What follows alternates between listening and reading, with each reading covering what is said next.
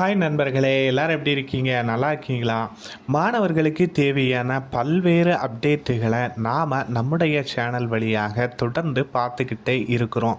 அந்த வகையில் இன்றைக்கும் மாணவர்களுக்கு தேவையான, குறிப்பாக இந்த காலகட்டத்தில் இந்த மதிப்பெண் சான்றிதழ் 10ஆம் வகுப்பு 12ஆம் வகுப்பு மாணவர்களுக்கு மதிப்பெண் சான்றிதழ் பெறக்கூடிய இந்த நேரத்தில் அவர்களுக்கு தேவையான ஒரு முக்கியமான பயனுள்ள ஒரு அப்டேட்டை தான் இன்னைக்கு நம்ம பார்க்க இருக்கிறோம்.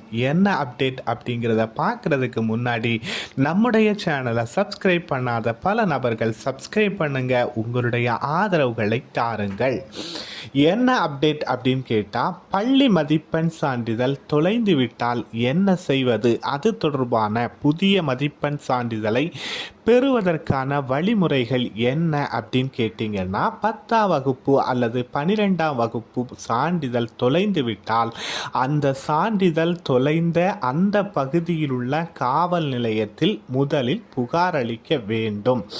எந்த பகுதியில் உங்களுடைய சான்றிதழ் தொலைந்து விட்டதோ அந்த பகுதியில் உள்ள காவல் நிலையத்தில் முதலில் புகார் அளிக்க வேண்டும். பின்பு வருவாய்த்துறையுடைய அந்த ஆன்லைன் மூலம், வருவாய்த்துறையினுடைய அந்த வெப்சைட் மூலம் காவல் நிலையத்தில் புகார் அளிக்கப்பட்ட அந்த புகாருடைய காப்பியையும் உங்களுடைய எந்த ஆவணம் தொலைந்து விட்டதோ அந்த ஆவணத்திற்கான அந்த காப்பியோடு சேர்த்து விண்ணப்பிக்க வேண்டும். யாரிடம் விண்ணப்பிக்க வேண்டும் என்று சொன்னால், அந்த மாவட்டத்தில் உள்ள வருவாய்த்துறை ஆணையரிடம் விண்ணப்பிக்க வேண்டும். பின்னர் அந்த காவல் நிலையத்தில் புகார் அளித்ததற்கான அந்த புகாரை சரிபார்த்த பின்னர் அந்த வருவாய்த்துறையினர் என்ன பண்ணுவார் அப்படின்னு சொன்னால், உங்களுடைய ஆவணம் உண்மையிலேயே தொலைந்து விட்டது என்பதற்கான சான்றிதழை வழங்குவார். அதற்கு பின்னர் அந்த வருவாய்த்துறையிடம் கிடைக்கும் சான்றிதழையும் காவல்துறையிடமிருந்த பெற்ற சான்றிதழையும் இணைத்து தங்களுடைய தலைமை ஆசிரியருடைய வழியாக மாவட்ட கல்வித்துறை அதிகாரிக்கு விண்ணப்பம் செய்ய வேண்டும்.